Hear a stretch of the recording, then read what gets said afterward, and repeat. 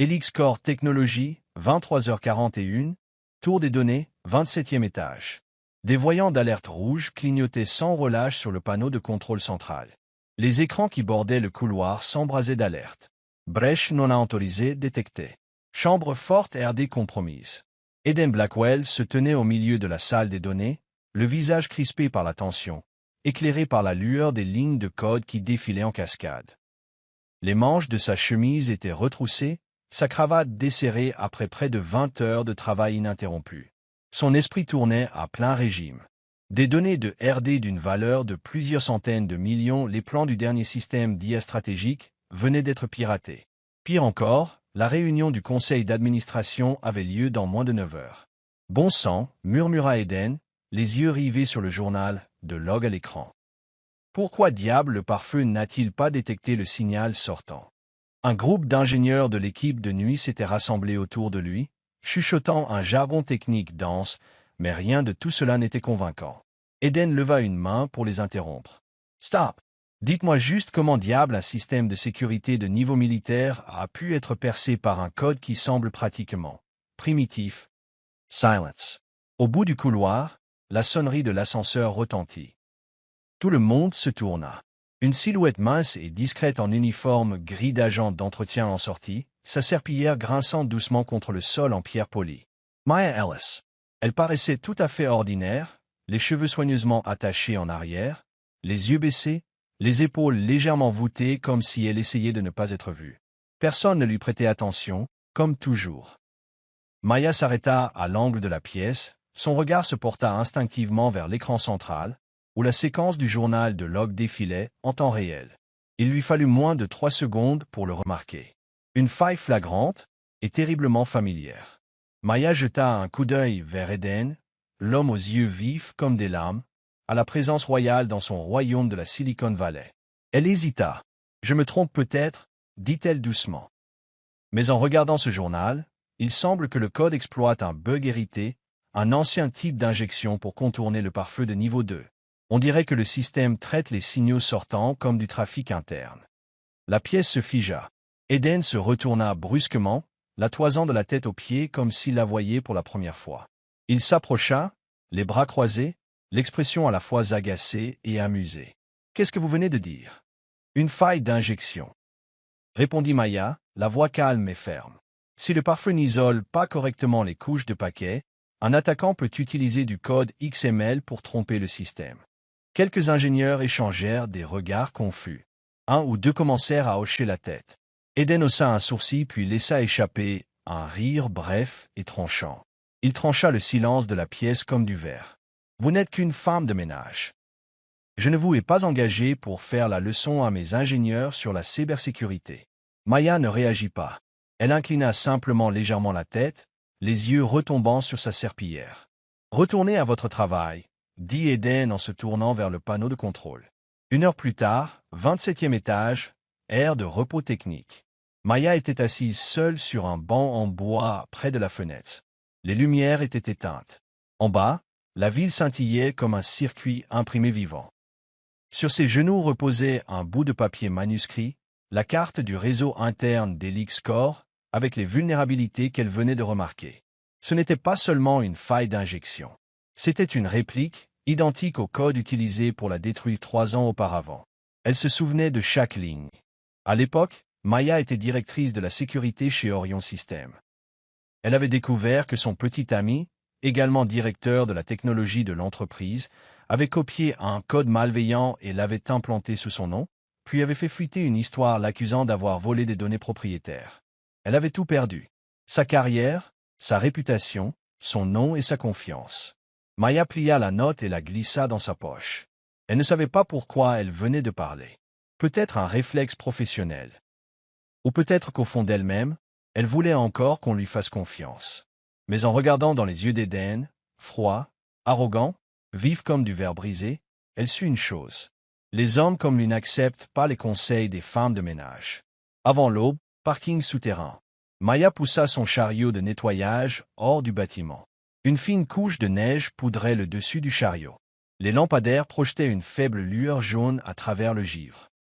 Imprimé en lettres argentées délavées au dos de son uniforme, service d'entretien Helix Corps. Personne ne savait que sous cet uniforme se cachait un esprit qui avait autrefois défendu des millions de lignes de données nationales. Et l'homme qui venait de se moquer d'elle dirigeait une entreprise sur le point de s'effondrer à cause du même type de code qui avait ruiné sa vie. Elle s'arrêta et leva les yeux vers l'imposant bâtiment de verre. Les lumières du 27e étage étaient toujours allumées. Elle murmura doucement. « Très bien, Blackwell. Vous n'avez pas besoin de moi. Mais votre entreprise, si. » Puis elle s'éloigna, sa silhouette se dissolvant dans la brume froide de l'aube de la ville.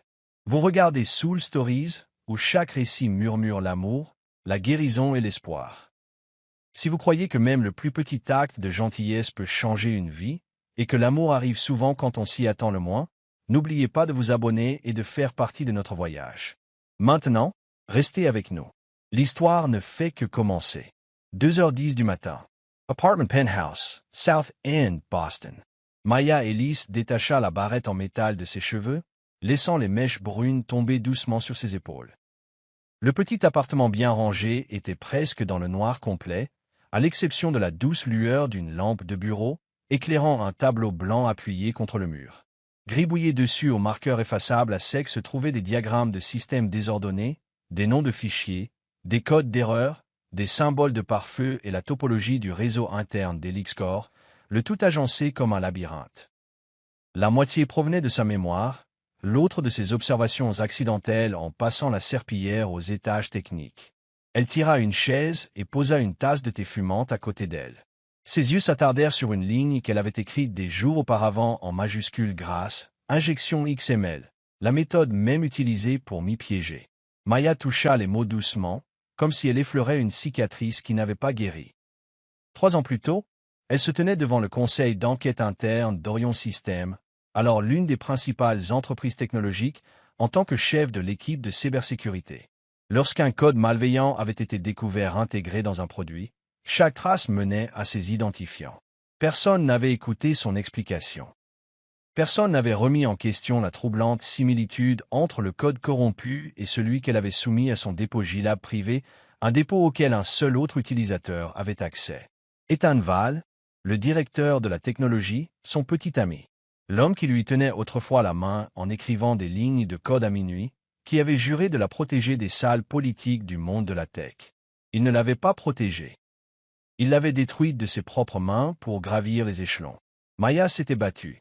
Elle avait engagé un avocat, déposé des recours, intenté un procès, mais les médias étaient contrôlés. Les preuves avaient, accidentellement, disparu des serveurs. Et quand son compte personnel avait été piraté et toutes ses données effacées, elle avait compris une chose. Personne ne croyait une ingénieure sans pouvoir, sans relation. 4 mois plus tard, elle avait quitté le monde de la tech, non pas par la grande porte, mais par une chute brutale du prestige au silence, enfilant un uniforme d'agent d'entretien et effaçant son nom de tous les systèmes. 3 heures du matin, centre de données d'Helix Corps. Maya était allongée sur un lit de camp, les yeux grands ouverts, fixant le plafond. Elle ne savait pas pourquoi elle avait commencé à redessiner la carte du réseau interne d'Helix Corps. Peut-être par instinct. Peut-être était-ce la rage en voyant cette ligne de code, une faille d'injection obsolète, identique à celle qui l'avait détruite. Ce qui l'intriguait, c'était ceci. Le système d'Helix Corps ne devrait pas être aussi vulnérable. D'après le modèle de pare-feu dont elle se souvenait, il n'y avait que 2 explications possibles. Quelqu'un avait délibérément contourné la couche de chiffrement intermédiaire. L'attaquant connaissait déjà la structure interne du système. Quelle que soit la raison, Maya savait que ce n'était pas seulement un piratage externe. C'était une répétition de son passé dans les moindres détails. Et la partie la plus profonde d'elle-même, celle qu'elle avait gardée sous clé pendant 3 ans, refusait de voir quelqu'un d'autre tomber dans le même piège. 7h45, bâtiment Helix Corps, 18e étage. Un nouveau jour. Les employés affluaient dans les bureaux comme un torrent. Pendant qu'ils se précipitaient vers les réunions, Maya poussait tranquillement son chariot de nettoyage dans les couloirs polis. Elle s'arrêta devant la salle technique du 18e étage. La porte était entr'ouverte. Sur la table se trouvait une carte de circuit imprimée détachée, le coordinateur de données à plusieurs niveaux, responsable du filtrage du trafic avant son entrée dans le système principal. Elle y jeta un coup d'œil. Le port d'alimentation de secours clignotait, un signe qui ne devrait pas se produire à moins que quelqu'un n'utilise un port émulé pour mettre en miroir les signaux. Qui dupliquait le trafic? Et où était-il envoyé? Maya prit un chiffon pour essuyer la carte, mais continua de dessiner des symboles dans un carnet caché dans la poche de son uniforme. Elle nota chaque numéro de port, chaque fréquence de signal et chaque code de somme de contrôle final. Puis elle s'éloigna. Personne ne remarqua rien. Cette nuit-là, chez elle, un nouveau diagramme apparut sur le tableau blanc dans la chambre de Maya. Elle relia les points. Injection, contournement du pare-feu, miroir, faux chiffrement, envoi à une adresse anonyme hors des États-Unis. Ses yeux s'assombrirent. Elle ne pouvait plus rester silencieuse. 3 jours plus tard, équipe de nuit. Maya avait créé un fichier de correctif, un patch de blocage de logiciels malveillants compatible avec le système d'Elixir. Il était conçu pour s'activer uniquement en cas d'attaque par injection XML. Elle le sauvegarda sur une petite clé USB étiquetée mx-patch-temp. Cette nuit-là, elle passa devant la salle informatique. L'un des ingénieurs de nuit, jeune, épuisé, somnolait. La baie de la console était restée ouverte. Maya inséra discrètement la clé USB, ouvrit le fichier, mais ne l'exécuta pas. Elle se contenta de copier le contenu et d'envoyer un email interne anonyme avec un bref message. J'ai déjà vu ce code. Essayez ce patch. Il n'interfère pas avec votre système. Il bloque juste l'injection et déclenche une alerte si des signaux en miroir se répètent. MXE, elle déconnecta la clé USB, vida le cache et s'éloigna. Personne ne vit rien. Le lendemain matin, annonce interne. Merci à la personne connue uniquement sous le nom de MXE. Le patch a été activé lors de la deuxième tentative d'attaque. Aucune nouvelle brèche. Les données de RD sont en sécurité. Le département informatique entra en effervescence. Le PDG, Eden, reçut le rapport. Le patch avait fonctionné. Expéditeur toujours inconnu. Eden donna un ordre. Récupérer les enregistrements des caméras. Identifies MXE. Pendant ce temps, au sous-sol B1, dans le local de fourniture, Maya essuyait une table. Son expression était calme. Dans sa poche, la clé USB maintenant vide avait été écrasée. Sa puce jetée dans la poubelle des déchets biologiques dangereux. Elle n'avait pas besoin de reconnaissance. Elle n'avait pas besoin d'éloge. Elle avait juste besoin de s'assurer que personne d'autre n'aurait jamais à se tenir devant un tribunal avec tous les yeux de la salle, vous regardant comme si vous étiez un déchet. 22H14, Helix Core. Étage technique. Sur l'écran central, des lignes de code anormales firent surface une par une, comme de l'encre s'infiltrant à travers du papier de riz. Code d'intrusion de haut niveau, signaux en miroir superposés. Pare-feu de niveau 2 désactivé. Mais pendant que toute l'équipe informatique d'Elixir s'affairait à enquêter sur des signaux d'interférence, quelqu'un, caché au plus profond du système, réécrivait tranquillement toute la structure du pare-feu. Maya Ellis, sous-sol B3, salle des archives numériques. Elle n'était pas une pirate. Elle était celle qui avait écrit le cadre de sécurité original qui avait été copié par d'innombrables entreprises mondiales, qui avaient ensuite commodément oublié que quelqu'un l'avait construit. Ce soir-là, elle se connecta silencieusement à une sauvegarde du système en utilisant un compte technique oublié, une négligence que personne n'avait pris la peine de corriger. Avec lui, Maya accéda au cœur du pare-feu d'Elixir. Précisément parce que personne ne la regardait, elle passa à travers les mailles du filet. Ses doigts se déplaçaient sur le clavier à un rythme soigneusement mesuré, pas trop rapide pour déclencher des soupçons dans les journaux, pas trop lent pour risquer de perdre l'accès aux commandes externes. Elle ajouta une couche de chiffrement secondaire, un protocole de niveau intermédiaire randomisé qui permettait au système de distinguer les réponses internes authentiques des signaux en miroir émulé.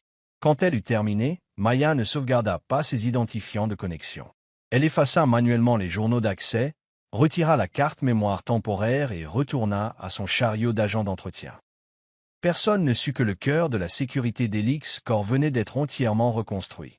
3 jours plus tard, 2h46 du matin, un signal chiffré soudain frappa directement le centre de données d'Elixir.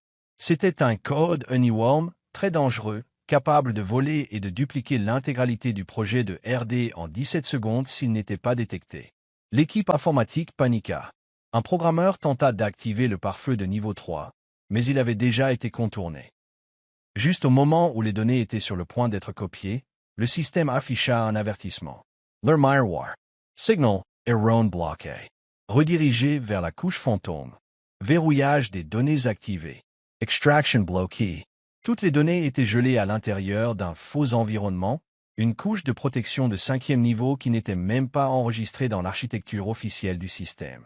C'était la couche même que Maya avait ajoutée. L'attaque fut neutralisée en 11 secondes. L'intrus avait échoué. Des données d'une valeur estimée à 50 millions de dollars furent sécurisées. Le lendemain matin, bureau du PDG. Eden Blackwell était adossé à son fauteuil, les yeux rivés sur le rapport de sécurité. Quelqu'un a réécrit la couche de protection principale, dit-il, la voix tendue, en jetant le document sur le bureau. Personne n'est autorisé à toucher cette couche. Personne n'en a l'autorité. Un ingénieur nerveux balbutia. Nous ne savons pas qui a ajouté le code. Il n'y a pas de journal, pas d'identifiant d'accès, aucune trace. Aucune trace, la lèvre d'Eden se retroussa. Sauf si c'est un travail interne ou un génie. Il détestait les surprises. Il détestait encore plus être déjoué, surtout par quelqu'un d'invisible. Cette nuit-là, 22 heures, Eden ne rentra pas chez lui. Au lieu de cela, il entra dans la salle des serveurs du 25e étage, l'une des seules pièces avec accès à l'ensemble du système de surveillance interne. Il rembobina les enregistrements de la semaine précédente, caméras du couloir technique, zone de sécurité secondaire, même les salles de pause du personnel. Minuit 3, le 14.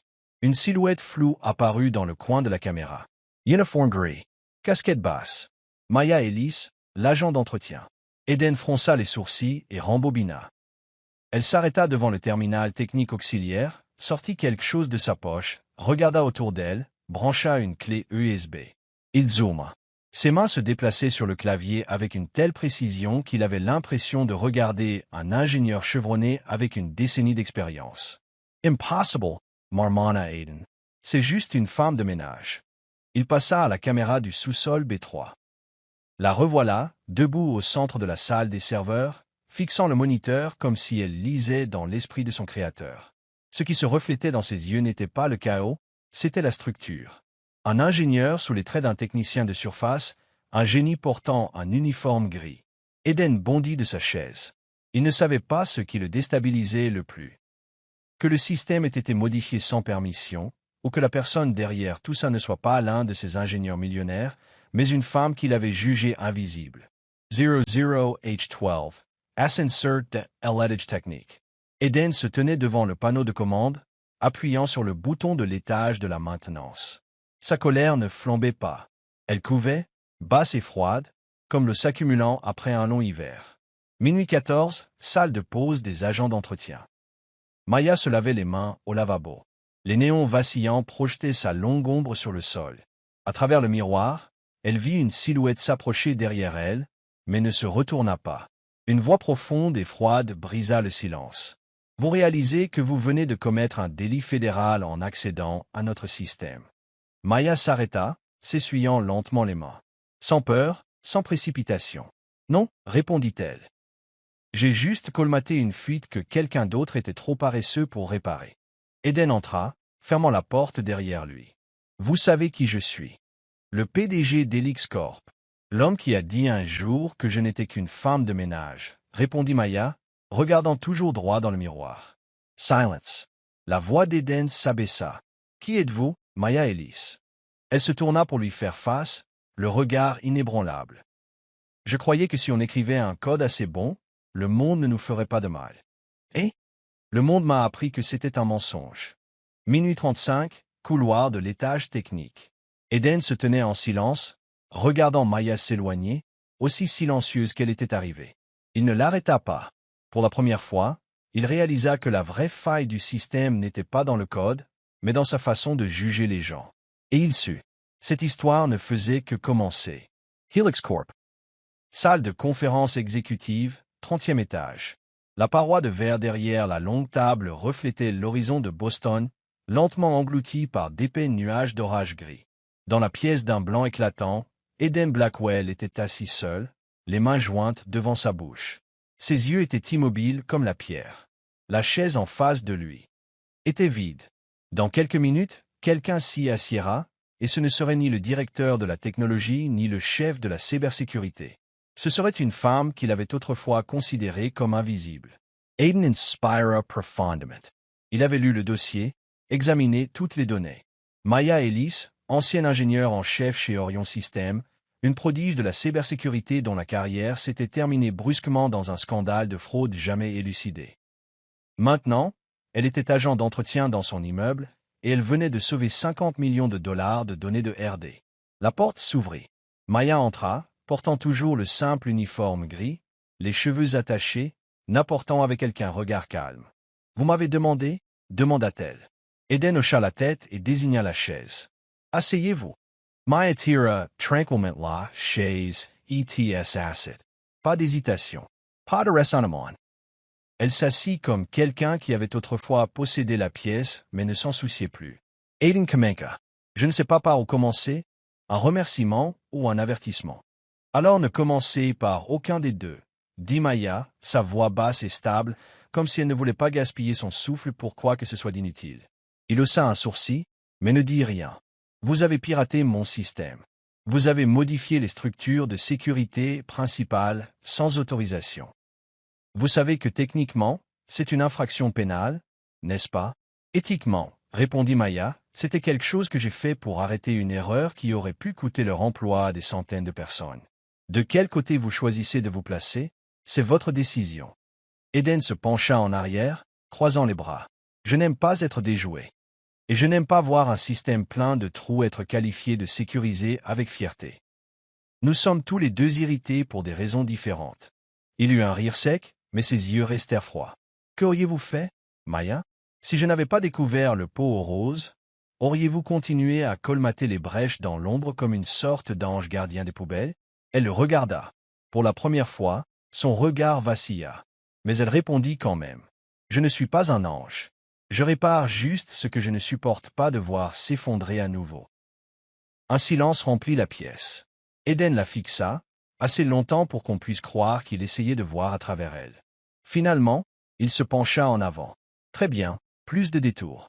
Un code source essentiel, le projet RAI, a été volé il y a 2 semaines. Nous n'avons pas rendu cela public pour éviter la panique parmi les actionnaires. Mais s'il tombe entre de mauvaises mains, Elix Corps s'effondre. Maya Eni Silapa. Je veux que vous aidiez à le récupérer, dit-il. Sans nom. Sans titre. Juste des résultats. Elle le regarda comme quelqu'un qui résout une énigme dont elle connaît déjà la réponse. Pourquoi devrais-je vous aider? Aiden ne répondit pas tout de suite. Il joignit ses mains, les jointures serrées. Parce que vous êtes doué. Parce que vous êtes la seule à avoir repéré le code miroir avant qu'il ne s'exécute. Et parce que, même si je n'aime pas votre façon de faire, je ne peux pas nier que vous comprenez notre système. Mieux que les gens qui l'ont construit. Maya hocha lentement la tête. Cette réponse, au moins, était honnête. Mais ensuite, elle se leva. Je ne travaille plus à la pige, Blackwell. Il fronça les sourcils. Que voulez-vous? De l'argent? Un titre? Un poste? Elle secoua la tête, sa main se resserrant sur le dossier de la chaise, comme pour retenir quelque chose sur le point de se briser.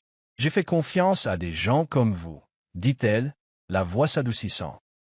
Des hommes en costume, derrière des bureaux en noyer, pensant que le monde suivrait simplement parce qu'ils donnaient un ordre. Aiden ne dit rien. Mais la confiance, continua Maya, une fois brisée, ne revient pas facilement. Elle se tourna vers la porte.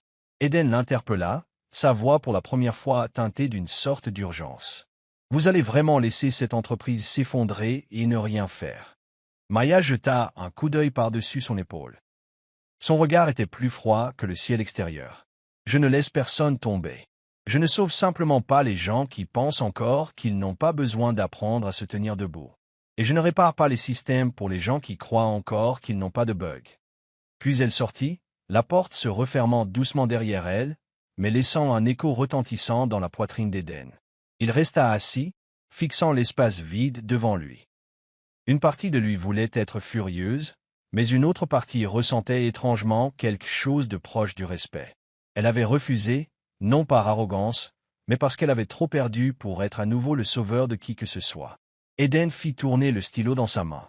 La pointe s'enfonça dans le papier, une habitude qu'il avait lorsqu'il était plongé dans ses pensées. Il savait que si quelqu'un pouvait récupérer le code RAI, c'était elle. Mais comment convaincre quelqu'un qui a perdu toute confiance de croire à nouveau? Boston, minuit 20, sous-sol B3, salle des archives. Dans la pièce sombre, éclairée uniquement par une petite lampe de sol, Maya Ellis était penchée sur un vieil écran d'ordinateur, ses yeux vifs et stables comme un scalpel. Sur l'écran, des centaines de lignes de code déchiffrées défilaient. La dernière séquence d'attaque sur le système d'Elixcore. Un segment lui coupa le souffle. ID Decipherment or SHK-5 Orion Systems. Ce ne pouvait pas être une erreur. C'était l'étiquette propriétaire autrefois utilisée par la division de sécurité d'élite d'Orion pour gérer les réseaux internes. Et Maya reconnut le détail terrifiant. Le format ORS HK5 n'avait été utilisé que par un seul groupe spécifique, l'équipe qu'elle avait dirigée 3 ans auparavant. Elle tendit la main et toucha l'identifiant sur l'écran comme si elle appuyait sur une blessure qui n'avait jamais guéri. C'était froid et brûlant, tout comme ces premiers jours où le scandale avait éclaté, quand les journalistes l'encerclaient et que le visage d'Ethan, l'homme qu'elle avait aimé, la regardait comme si elle était une étrangère. Maya, 3 ans plus tôt, elle se souvenait des lumières de l'auditorium quand Ethan était monté sur scène pour accepter le prix de l'architecture de sécurité révolutionnaire de l'année. Et immédiatement après, il s'était tourné vers la presse et avait dit « Maya Ellis n'a pas seulement triché. Elle a volé du code propriétaire et l'a vendu à un tiers. La trahison n'avait pas seulement tué sa réputation. Elle l'avait effacée de toute l'industrie. Aujourd'hui, Elixcore. Maya se leva, reposant la chaise. Son cœur battait la chamade, mais son regard restait calme. Si la force derrière la brèche d'Elixcore était Orion, ce n'était plus seulement une cyberattaque. C'était une pure stratégique. Et Ethan Val, maintenant directeur de la technologie d'Orion, essayait d'effacer la dernière trace de la femme qui en savait trop. Cette femme, c'était Maya. Le lendemain matin, bureau du PDG. Eden était assis à son bureau, les yeux fixés sur les enregistrements de surveillance. Dernièrement, Maya ne se contentait pas de pousser un chariot d'agents d'entretien. Elle s'arrêtait souvent aux étages techniques, se tenait silencieusement devant les panneaux, observait quelques secondes, puis continuait son chemin. Personne ne la signalait pour être sortie de son rôle, mais chacun de ses mouvements avait une logique, un but et une précision chirurgicale. Étrangement, Eden ne ressentait plus de colère. Il commençait à ressentir de la curiosité. 10 heures du matin, zone de bac à sable de données. Maya était assise seule dans un laboratoire annexe, la faible lueur de l'écran illuminant son visage anguleux, son regard si concentré qu'on aurait dit qu'elle plongeait dans le code. Eden observait à travers la vitre sans teint. Personne ne dit un mot, mais il savait. Ce n'était pas seulement une programmeuse douée. C'était quelqu'un qui avait été jeté dans le vide et qui en était ressorti par ses propres moyens, sans la moindre aide. Un employé s'approcha. « Dois-je lui demander de partir ?» Eden secoua la tête. « Non, elle fait exactement ce dont nous avons besoin. N'interférez pas. » Ce soir-là, Riverside Park, Charles River. Maya était assise sur un banc en bois, un ordinateur portable sur les genoux, connecté à un réseau mobile chiffré. Elle envoya une requête masquée par IP à un serveur caché, un serveur qu'elle avait elle-même conçu comme une porte dérobée temporaire pendant son séjour chez Orion. 13 secondes plus tard, une réponse arriva. Accédé par Eval, CTO. Dernier accès il y a 7 jours. Activité. Miroir complet projet RAI, Elixcore, code original, taille 3,9 gigaoctets. La gorge de Maya s'assécha. Ethan Val avait volé le projet RAI et se préparait à l'intégrer dans le prochain produit d'Orion, qui serait probablement annoncé d'ici un mois. Une réplique parfaite, sophistiquée, mais portant toujours la signature de code que Maya pouvait reconnaître n'importe où. Sa poitrine se serra comme si elle était écrasée entre le passé et le présent. Mais cette fois, Maya ne broncha pas. Elle savait exactement ce qu'elle devait faire. Plus tard dans la nuit, Maya frappe à la porte du bureau d'Eden. Eden examinait le rapport des pertes prévisionnelles si Elixcore perdait la propriété intellectuelle du projet RAI. Le chiffre dépassait les 100 millions de dollars. La porte s'ouvrit. Maya entra, le visage d'un calme troublant. « Je sais qui est derrière tout ça, » dit-elle. Eden posa son stylo et la regarda. « Orion Systems, continua-t-elle. Plus précisément leur directeur de la technologie, Ethan Val. C'était mon ancien patron. » Eden se tendit légèrement. Et il utilise le code original d'Elixcore pour construire le prochain produit d'Orion. Il pense que je vais rester silencieuse. Il a tort. Eden hocha légèrement la tête, mais son ton resta vif. Pourquoi me le dire maintenant? Maya croisa son regard. Parce que cette fois, je ne laisserai pas un voleur être célébré. Et parce que vous, bien que n'étant pas quelqu'un en qui j'avais confiance au début, m'avez donné suffisamment de raisons de ne pas abandonner. Eden resta silencieux un instant. Puis il se leva, se dirigea vers le tableau intelligent et afficha le diagramme de l'architecture rail. « Il nous faudra des preuves, dit-il. »« Je les ai, répondit Maya. Mais pour faire tomber Orion, il nous faut quelque chose de plus. Nous avons besoin d'une révélation publique. Et cela doit venir de vous. » Eden la regarda.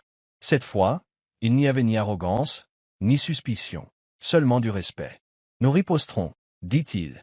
Mais cette fois, je ne veux pas seulement sauver l'entreprise. » Il s'approcha. Sa voix s'abaissa. « Je veux faire tomber l'homme qui vous a détruite. » Maya fit un lent hochement de tête. Pas de remerciement. Pas de sentimentalisme. Juste un signe de tête. Comme un pacte entre deux personnes qui avaient toutes deux été brisées et étaient prêtes à se relever ensemble. Orion System, 42e étage, bureau du directeur de la technologie. La lumière des fenêtres allant du sol au plafond brillait sur le visage d'Ethan Val, qui n'était plus l'homme que Maya avait autrefois aimé. Son costume était impeccablement taillé, sa cravate d'un rouge vif, et son sourire familier, mais maintenant du genre qui cache un couteau. Elle ne s'assit pas sur la chaise en face de lui.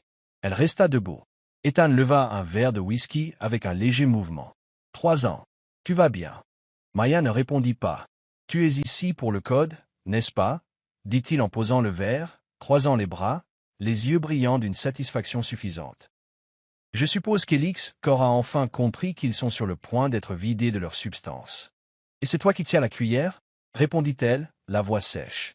Il gloussa, presque content qu'elle soit toujours aussi vive. « Penses-tu vraiment pouvoir m'arrêter encore une fois, Maya? »« Non.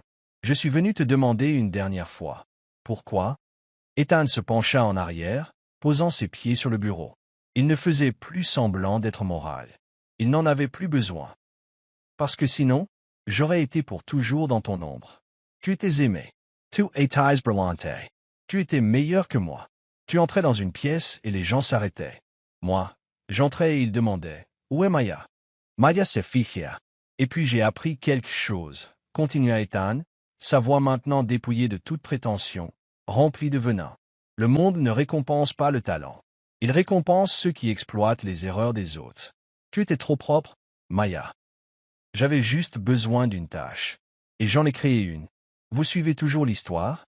Si cette histoire vous a trouvé en dehors de Soul Stories, nous vous invitons chez nous, là où chaque conte émouvant commence avec la vérité, l'espoir et le cœur. Le souffle de Maya se coupa. Elle l'avait toujours soupçonné, mais l'entendre de sa propre bouche était le coup de grâce. « Tu m'as détruite, murmura-t-elle. Non pas parce que j'avais fait quelque chose de mal, mais parce que tu ne supportais pas que je sois meilleur. »« Oui, dit Ethan sans ciller. Et regarde-moi maintenant. Sans toi, je ne serais pas là où je suis. » Silence.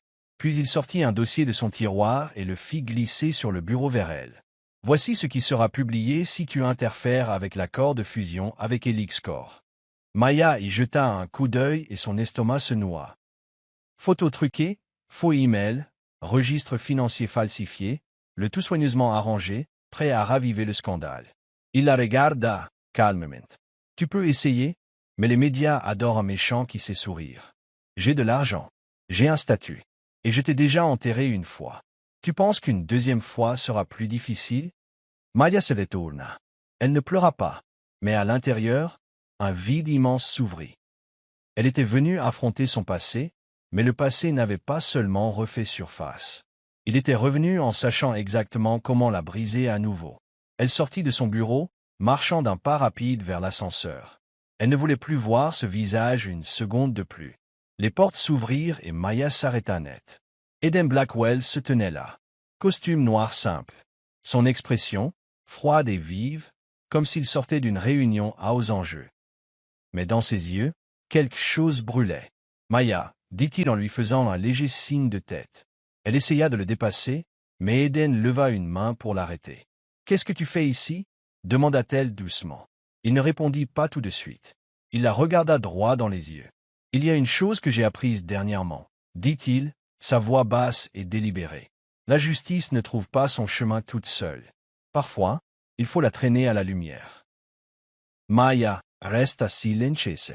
Son cœur était en plein chaos. Tu ne lui dois rien, continua Eden. Tu n'as pas besoin de t'expliquer. Tu n'as pas besoin de racheter ton nom pour lui. Maya secoua la tête. Tu ne comprends pas. Si je continue, il va tout déballer, les médias, les actionnaires, les réseaux sociaux. Je serai traîné dans la boue une fois de plus.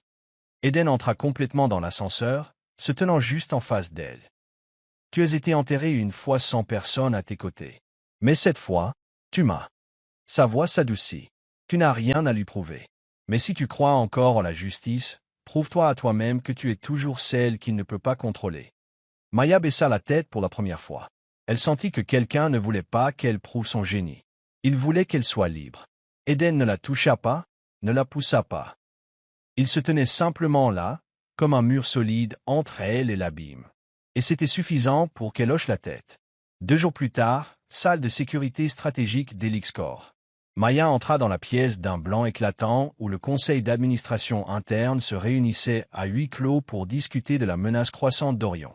Eden avait officiellement rejeté l'offre de fusion, mais ils avaient maintenant besoin d'une stratégie publique forte, délibérée et impitoyable. Maya présenta ses découvertes. Le code volé était une copie contenant une signature de chiffrement conçue par elle. Les journaux d'accès au serveur montraient qu'Ethan avait accédé à la porte dérobée qu'elle avait autrefois construite, avec des eurodatages valides.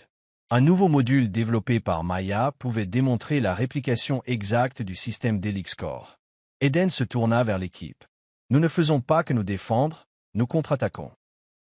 Cet après-midi-là, Maya, seule sur le dôme du toit. Le vent était violent. En bas, la ville changeait de saison, des feuilles rouges et or tourbillonnant sur les toits des voitures. Elle regarda ses mains qui avaient autrefois tremblé, qui ne pouvaient pas tenir une souris stable lors d'une audience de tribunal, paralysée par la peur. Maintenant, elle tenait fermement une clé USB contenant le code, la preuve. Elle n'était plus celle qui était exposée, mais celle qui exposait. Salle de sécurité stratégique d'Elixcorp, 24e étage, 3 jours plus tard. Il n'y avait pas de plaque nominative pour Maya Ellis sur la porte. Elle n'en avait pas besoin. Et Eden Blackwell n'insista jamais pour en mettre une. Pas de contrat officiel, pas de titre public, pas de communiqué de presse. Juste un signe de tête silencieux entre 2 personnes qui avaient toutes 2 été brisées, maintenant assises du même côté, le côté de la vérité. Eden lui avait accordé un accès spécial au système d'infrastructure centrale, auparavant réservé au directeur de la technologie. Maya ne demanda pas pourquoi, mais elle comprit que c'était sa façon de dire « Je te fais confiance » sans avoir à le dire. 23h08, première nuit. Maya était assise devant 3 écrans d'ordinateur, chacun simulant une partie de la nouvelle architecture de sécurité. À côté d'elle, Eden, veste enlevée, manches retroussées, tapait avec l'aisance de quelqu'un qui n'était pas un PDG, mais un ingénieur en chef dans une start-up cherchant encore des fonds d'amorçage.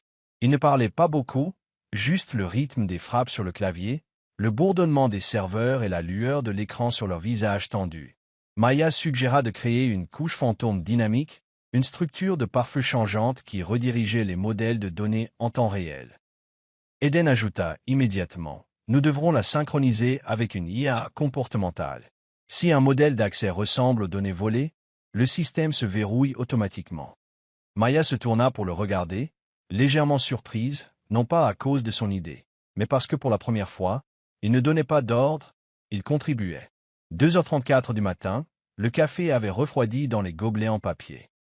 Eden étira les bras, tourna légèrement sa chaise, observant Maya, toujours plongée dans le code. « Vous ne faites pas de pause. Vous non plus. » Il sourit. « J'ai mes raisons, quelles sont les vôtres ?»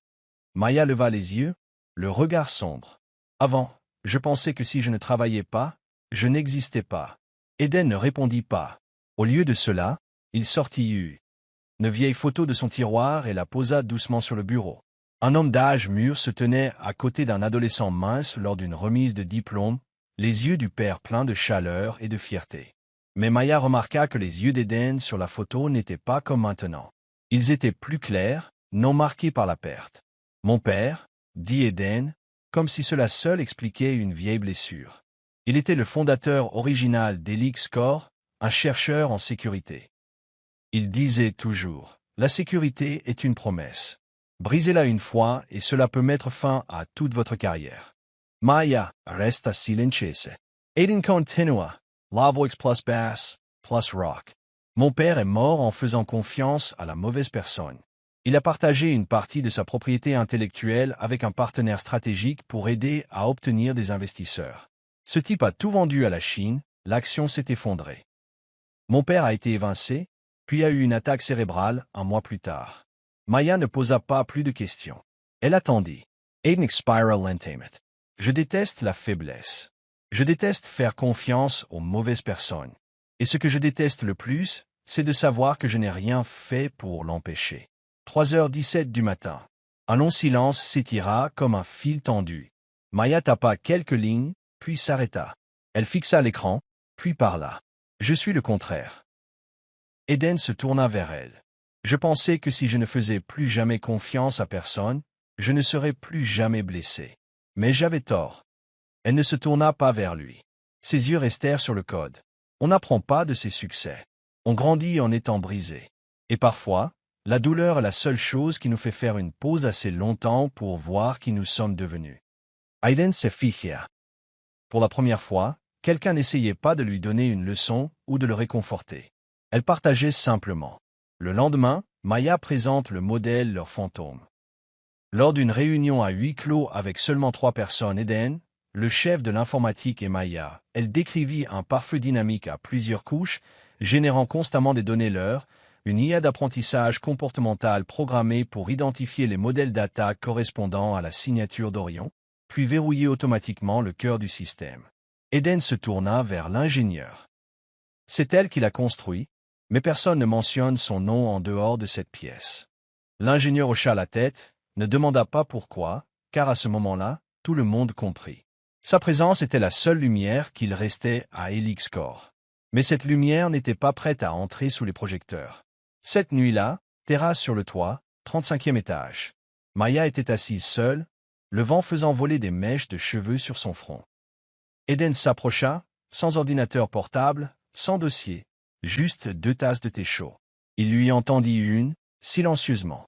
Maya la prit, laissant la chaleur s'infiltrer dans ses doigts refroidis. « Vous n'avez pas fait confiance à la mauvaise personne cette fois, » dit-elle doucement. Aiden inclina la tête. « J'ai juste peur de ne pas le mériter. » Maya le regarda, ses yeux qui contenaient autrefois de l'acier reflétaient maintenant quelque chose de plus proche des siens. 3 nuits plus tard, test final du système. L'étage technique était sombre. Seules 2 personnes restaient au panneau de contrôle. Une par une, des cyberattaques simulées furent lancées. Une par une, le système répondit, se verrouillant à des intervalles précis. Une par une, l'IA s'adapta au nouveau modèle de menace. Puis vint le test final, la signature d'Orion. Maya retint son souffle. Aiden la regarda, puis retourna à l'écran. Signal detect. Alerte rouge déclenchée. Bouclier de signature de Maya activé. Attaque neutralisée en 0,8 secondes. Système sécurisé. Aiden se tourna vers elle. Elle le regarda en retour. Pas d'applaudissements, pas de cérémonie, juste un signe de tête silencieux, comme 2 ingénieurs admirant un bloc de code impeccable après 10 nuits blanches. « C'est vous que j'ai sous-estimé, » dit Aiden. « Et c'est vous que je n'aurais jamais pensé pouvoir croire, » répondit Maya. Le grand hall d'Helix Corp brillait sous les lumières vives. Des bannières proclamant « signature de partenariat historique, Helix Corp et Orion Systems » étaient suspendues partout, une déclaration d'un événement soigneusement orchestré. Presse, actionnaires, membres du conseil d'administration, diffusion en direct. Tout le monde était présent. Au centre de la pièce se trouvait une longue table drapée de lin blanc, où Aiden Blackwell, dans un costume sombre sur mesure, discutait avec Ethan Val, le directeur de la technologie d'Orion Systems, l'homme dont la confiance frôlait toujours l'arrogance. À côté d'eux, le contrat de fusion attendait, prêt, avec un stylo Montblanc posé soigneusement sur un plateau d'argent. Une dernière signature, sourit Ethan, et nous dirigerons ensemble le marché mondial de la cybersécurité. Aiden ne répondit pas. Il fit un petit signe de tête, ses yeux balayant la salle bondée, mais ses mains examinaient calmement les documents à nouveau. Extérieurement calme, mais à l'intérieur, des vagues de malaise s'agitaient. 3 heures plus tôt, salle de contrôle secondaire du système. Maya avait découvert quelque chose. Au plus profond de l'architecture de sécurité qu'elle et Eden avaient construite ensemble, une chaîne de code imbriquée, déguisée en commande de secours inoffensive, se révéla. Une fois déchiffrée, la vérité la frappa comme de la glace. Un contrôle post-fusion. Une fois activé, l'ensemble du système d'Helix Core transférait le contrôle à une adresse IP interne appartenant à Orion. Elle se figea. Ce n'était pas seulement du vol. C'était une prise de contrôle totale. Maya quitta la pièce sans rien dire à personne. Elle savait que si elle entrait dans cette salle avec son badge d'ingénieur anonyme, personne ne la laisserait s'approcher de la scène. Mais si elle entrait, non pas comme l'ombre, mais comme la femme qui avait construit le système, personne ne pourrait l'ignorer.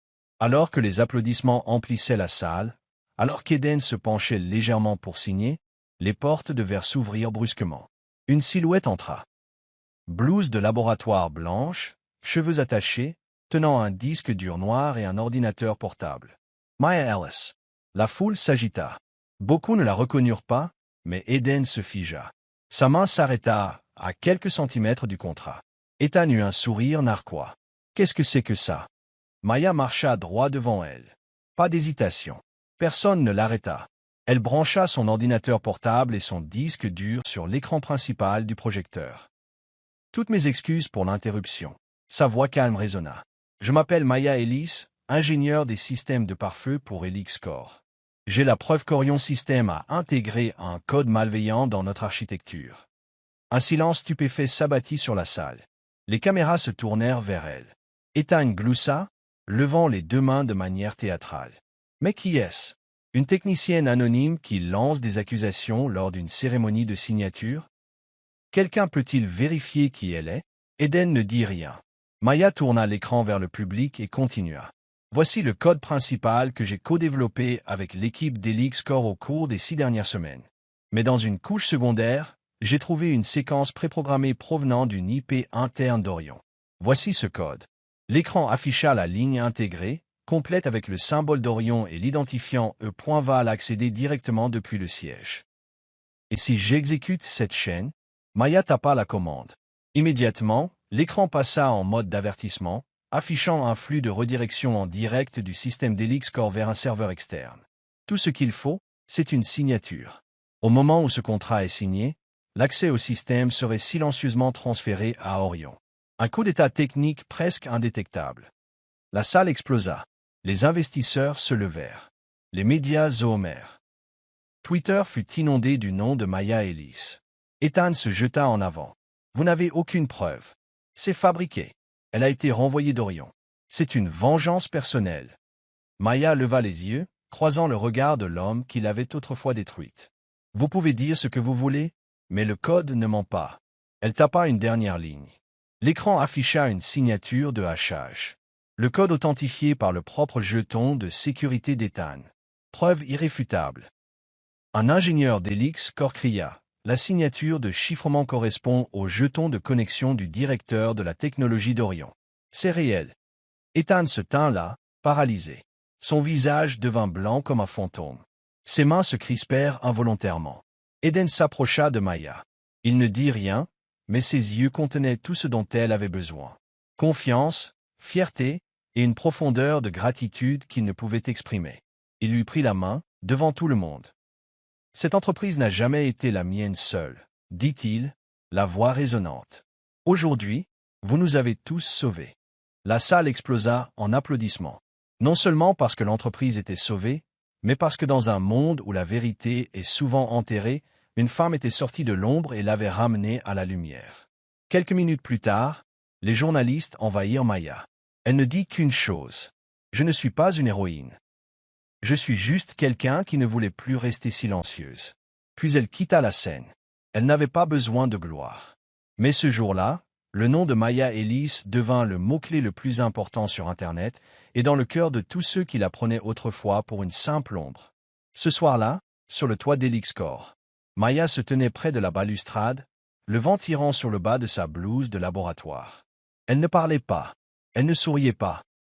Elle se tenait simplement là, regardant une ville illuminée comme si c'était la première fois que le monde croyait en elle. Aiden la rejoignit, les mains dans les poches. « Vous savez, dit-il, je pensais que la réputation était quelque chose pour laquelle il fallait se battre. Mais aujourd'hui, j'ai appris que certaines personnes ont juste besoin de se tenir au bon endroit pour marquer l'histoire. » Maya inclina la tête, ses yeux s'adoucissant. « Merci d'avoir cru en moi. » Aiden la regarda. « Merci de ne pas avoir renoncé à vous-même. » Un instant passa. Pas de baiser, pas de déclaration d'amour. Juste deux personnes qui avaient autrefois été brisées, maintenant debout côte à côte, dans la lumière qu'elles avaient arrachée des mains de l'obscurité. 3 semaines après l'annulation de la fusion, l'industrie de la technologie explosa avec un seul nom, Maya Ellis. Tech Ethic Weekly publia un numéro spécial avec des lettres audacieuses s'étalant sur la couverture. Maya Ellis, autrefois enterrée, aujourd'hui symbole de la justice technologique. En dessous, une photo capturait Maya sortant du hall d'Elixcorp, les cheveux attachés haut, le regard stable, avec des centaines de journalistes derrière elle. Pas de déclaration, pas de salut de la main. Juste une femme qui avait été effacée, marchant maintenant droit devant elle comme si elle n'avait jamais baissé la tête. Orion Systems fut poursuivi en justice par Elixcorp et par le gouvernement fédéral américain pour 3 chefs d'accusation: vol de propriété intellectuelle, manipulation délibérée de fusion et violation éthique des normes de l'industrie. Les preuves comprenaient des chaînes de code, des emails internes et même un enregistrement audio d'Ethan Vai menaçant Maya la nuit de la tentative de fusion. Ethan, autrefois un directeur de la technologie renommé et la cicatrice la plus profonde du passé de Maya, fut arrêté lors d'une conférence de presse à Chicago. Son visage autrefois arrogant figé dans l'humiliation. Les médias capturèrent ce moment comme un symbole de la chute d'un homme qui avait bâti son empire sur des mensonges. Pendant ce temps, Maya faisait la une de toutes les grandes publications. Time, Wired, Forbes, Fast Company, tous voulaient interviewer la femme qui avait fait tomber un géant de la technologie en n'utilisant que son intelligence et son intégrité. Plus de 30 entreprises technologiques lui firent des offres: directrice de la technologie, DSI, directrice exécutive, présidente du Conseil national d'éthique technologique. Elle ne dit rien, choisissant une voie différente. Personne ne sut où Maya était allée jusqu'à ce qu'un petit panneau en bois soit planté dans un quartier oublié du sud de Boston, là où se trouvait autrefois un entrepôt abandonné. Code Again, une académie de programmation pour les femmes oubliées. Pas de portail, pas d'enseigne LED, pas de lancement sur LinkedIn. Juste une modeste maison de 2 étages, la lumière du soleil se déversant sur le porche arrière, des vignes vertes grimpant sur les piliers avant. Maya, chemisier blanc, cheveux attachés, un morceau de craie à la main, attendait ses premières élèves, avec seulement un sourire tranquille. Elle n'avait plus besoin que le monde la voie. Elle avait besoin que celles qui avaient été laissées pour compte sachent. Elles étaient invitées à se relever. Jour d'ouverture. Une salle de classe de 40 mètres carrés remplie de plus de 30 femmes. Certaines sortant à peine du lycée, d'autres anciennes ouvrières d'usine, d'anciennes ingénieurs forcés de partir à cause du harcèlement, une mère célibataire rejetée par toutes les entreprises pour manque de compétences à jour. Maya écrivit au tableau à la craie blanche: le code est logique, mais la reconstruction est humaine. Elle se tenait là, sans crier, sans haranguer. Ici, vous n'avez pas besoin de prouver à quel point vous êtes doué. Vous avez juste besoin de vous prouver à vous-même que vous méritez un nouveau départ. Un moment de silence, puis des applaudissements, pas tonitruants, mais sincères. Une étudiante essuya ses larmes, une autre prit la main de son amie, puis la porte du fond s'ouvrit. Aiden Blackwell entra. Pas d'escorte de sécurité, pas d'équipe de presse. Juste une chemise bleu pâle et une petite boîte en bois à la main. Il s'approcha de l'avant de la salle, fit un signe de tête doux à Maya, puis se tourna vers les étudiantes. Vous ne savez peut-être pas que cette femme a un jour sauvé toute une entreprise d'un détournement, non pas avec la stratégie, non pas avec l'argent, mais avec l'intégrité et le courage. Il ouvrit la boîte. À l'intérieur se trouvait une version redessinée du logo d'Elixcorp. Non plus un noyau numérique, mais une fleur épanouie tenue dans une paume ouverte. Tout le monde pense que j'ai bâti Elixcorp, mais je n'ai pas préservé son âme. C'est elle qui l'a fait. Il le lui tendit. Maya Ellis, vous êtes le cœur d'Elixcorp. Au début, la main de Maya trembla, puis lentement, elle saisit le petit symbole. Il était lourd, mais chaud. Pour la première fois, Cela ne ressemblait pas à une récompense. Cela ressemblait à une reconnaissance, et personne ne pourrait lui enlever cela. Après la cérémonie, Maya s'assit seule sur les marches arrière, tenant toujours l'emblème. Quand Eden arriva, elle ne se retourna pas. Il s'assit à côté d'elle, silencieux. Après un moment, elle murmura « Je ne pensais pas que je pleurerais, mais peut-être qu'il est temps. » Une larme glissa sur sa main, non pas de douleur, mais parce que pour la première fois depuis des années, elle était vue sans avoir besoin de crier.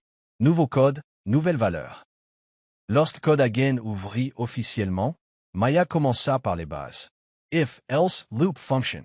Mais ce qu'elle enseignait vraiment était quelque chose de plus. Elle enseignait comment ne pas avoir honte de faire des erreurs.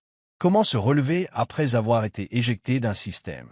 Comment croire que nous ne sommes pas inutiles simplement parce qu'un système nous l'a dit un jour. Quand une étudiante pleura parce qu'elle ne comprenait pas le code, Maya sourit et dit « Ce n'est pas grave. » Parfois, le mauvais code est le seul moyen d'apprendre le bon.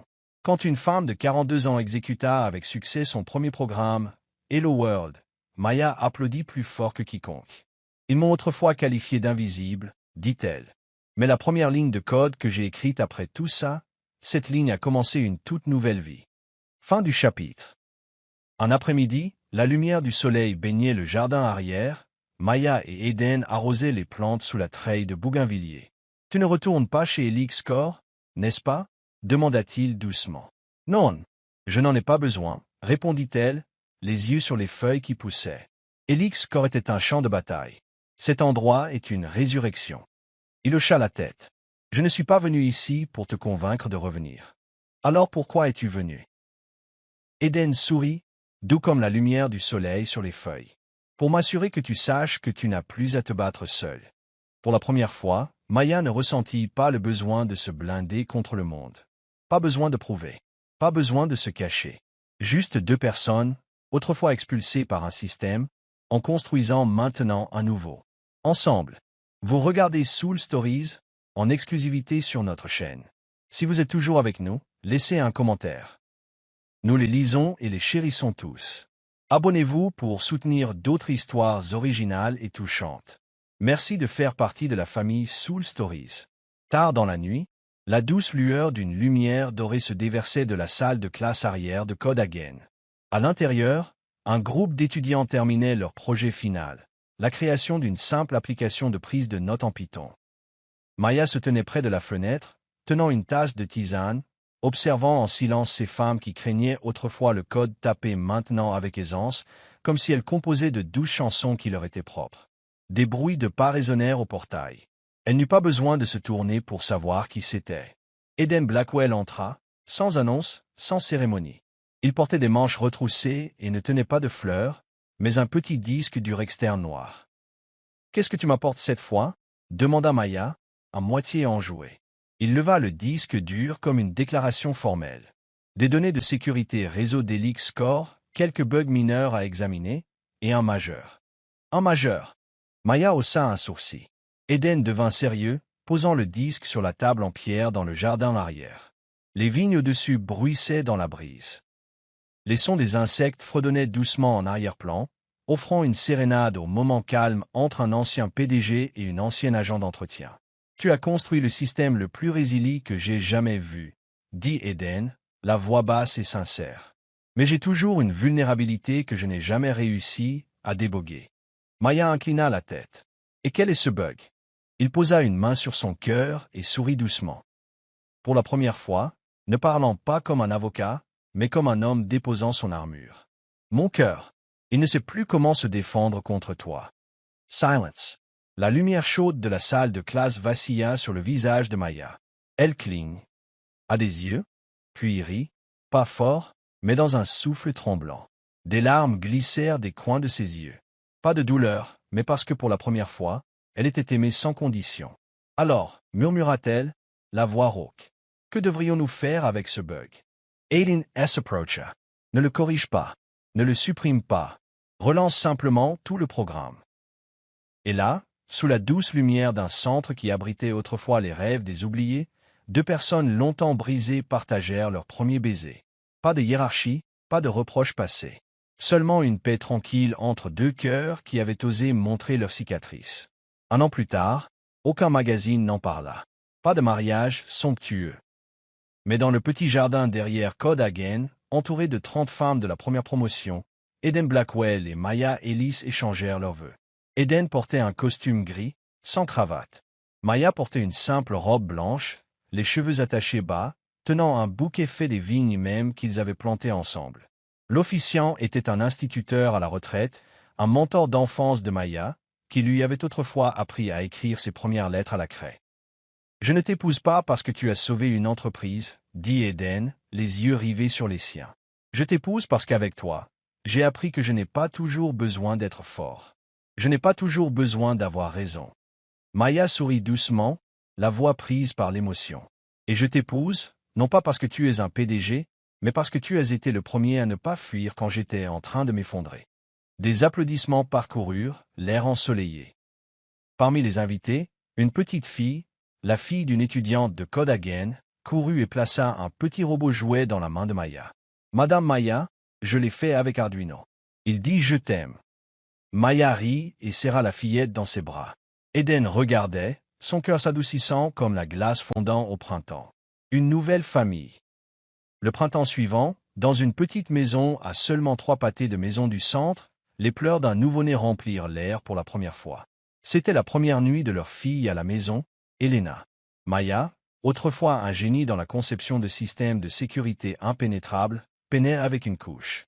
Eden, autrefois un orateur principal lors de conférences nationales, se tenait dans la cuisine, lisant un manuel de biberon les sourcils froncés. Chaque système a ses vulnérabilités, rit Maya, les cheveux en désordre, la chemise tachée de lait. Oui, mais j'ai appris. Toutes les failles n'ont pas besoin d'être corrigées, répondit Eden, les yeux sur leur fille dormant paisiblement entre eux. Elena s'agita, puis retourna à ses rêves. Aucun des deux ne parla de nouveau. Ils se tinrent simplement la main dans cette petite pièce, chaude de lumière douce et de cœur qui n'avait plus besoin de se défendre. Ne jugez pas quelqu'un par la position qu'il occupe. Regardez comment il fait face au monde.